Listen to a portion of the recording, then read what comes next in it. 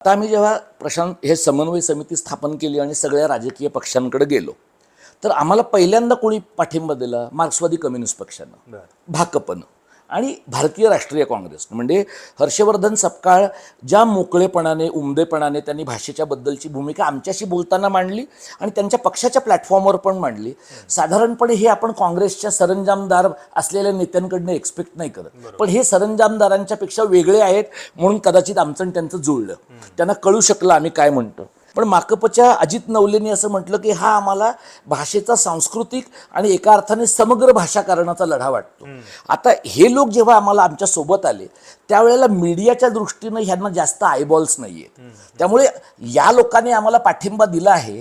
हे ज्या वेळेला आम्ही सेना आणि मनसेकडे गेलो आणि काही लोक आम्हाला असं म्हणले तुम्ही फॅसिस्टांकडे का जाता.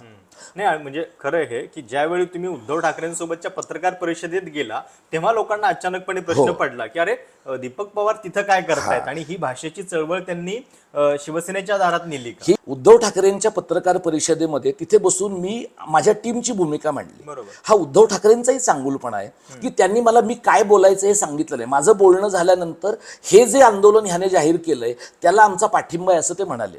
मग या उद्धव ठाकरेंच्या पक्षाने त्यांच्या वडिलांनी अगोदर काय प्रकारचं राजकारण केलं असेल असं जर मी पूर्वलक्षी प्रभावाने सगळ्यांच्या बद्दल रागराग करायला लागलो तर मला लोकांची जोडून नाही घेता येणार. आणि दुसरं असं आहे की ज्यांना असं वाटतं की बाबा ही चळवळ मराठी भाषेची महाराष्ट्राच्या समाजकारणाच्या संस्कृतीकारणाच्या मध्यवर्ती असायला पाहिजे, आम्हाला मदत करणं त्यांची जबाबदारी आहे की नाही.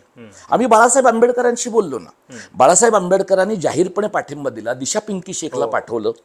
ते ज्या त्यांनी पाठवायच्या अगोदर लोक काय म्हणले, हे या सगळ्यांच्या मध्ये वंचितांचा विचार कुठे आहे, हे सगळे उद्धव ठाकरे आणि राज ठाकरेंवर तुम्ही का विश्वास ठेवता. आता या प्रकारचा अविश्वास असला तर तुम्हाला सगळ्यांच्या बद्दल असला पाहिजे. मी भाषेच्या राजकारणाचा अभ्यासक आहे, मला असं वाटतं की असं तुम्हाला एकदम अंतिम निष्कर्ष काढायचा की हे विश्वासास अपात्र आहेत आणि कोणाशी शेखँडच नाही करायचं हे बरोबर नाही.